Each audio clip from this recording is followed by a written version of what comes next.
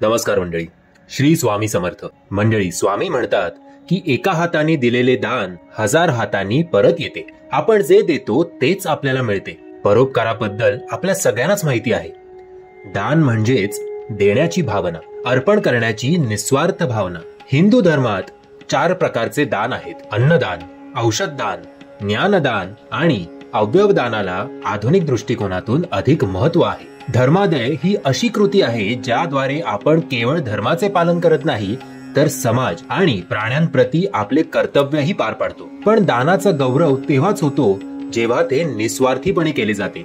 जर ते काही मिळवण्याच्या इच्छेने केले जात असेल तर तो व्यवसाय बनतो. इथे समजून घ्यायचा मुद्दा हा आहे की देण्याची भावना जितकी महत्वाची आहे तितकं देणं हे महत्वाचं नाही. आपण एखाद्याला काही देत आहोत पण आपली समजा ते देण्याचीच इच्छा नसेल तर ते दान खोटे आहे. त्या दानाला काहीही अर्थ नाही. काम करा पण फळाची चिंता करू नका, असे गीतेतही लिहिले आहे.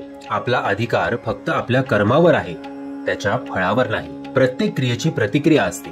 हा जगाचा आणि विज्ञानाचा नियमच आहे. त्यामुळे भक्तिभावाने आणि क्षमतेनुसार मोकळ्या मनाने दान करणे हे उत्तम समजावे. तसेच आपले व्यक्तिमत्व घडवण्यासाठी ते उपयुक्त सुद्धा ठरते व सृष्टीच्या नियमानुसार त्याचे फळ आपल्याला काळाच्या ओघात निश्चित मिळते. आधुनिकतेच्या आणि भौतिकतेच्या आंधळ्या शर्यतीत आपण देणे हे विसरलोच आहोत आणि म्हणूनच आजच्या काळात देण्याचे महत्व वाढले आहे. पण आजकाल आपल्याकडे वेळ नाही, कारण आपण सर्व नुसते धावत आहोत. विचार करायला आपल्याकडे वेळच नाही. पण आमच्याकडे पैसा आणि बुद्धिमत्ता भरपूर आहे, म्हणून आता आम्ही प्रत्येक गोष्टीत गुंतवणूक करतो, मग ते नातेसंबंधांमध्ये असो किंवा इतर कुठल्याही गोष्टींमध्ये. त्यामुळे आपण निस्वार्थपणे देणे हे विसरलोच आहोत. तुम्ही दिले तरी आधी विचार कराल की तुम्हाला त्यातून काय मिळते. आणि त्यामुळेच अनेक कुटुंबे तुटत आहेत, समाज तुटतोय. धर्मादाय देण्यामागची शास्त्रीय बाजू समजून घेतल्यास जेव्हा आपण एखाद्याला एखादी वस्तू देतो तेव्हा त्या वस्तूवर आपल्या काहीही अधिकार राहत नाही. ती वस्तू प्राप्तकर्त्याच्या ताब्यात येते. दान करणे याच्यामुळे आपल्या विचारांवर आणि व्यक्तिमत्वावर परिणाम होतो. म्हणून आपली संस्कृती आपल्याला लहानपणापासूनच द्यायला शिकवते, घ्यायला नाही.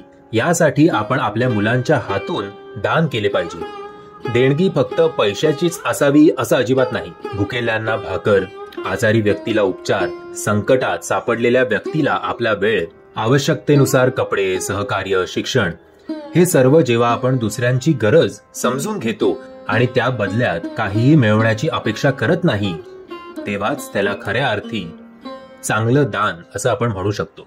श्री रामचरितमानस गोस्वामी तुलसीदासजी म्हणतात की परहितासारखा कोणताही धर्म नाही आणि इतरांना दुःख देण्यासारखे कोणतेही पाप नाही.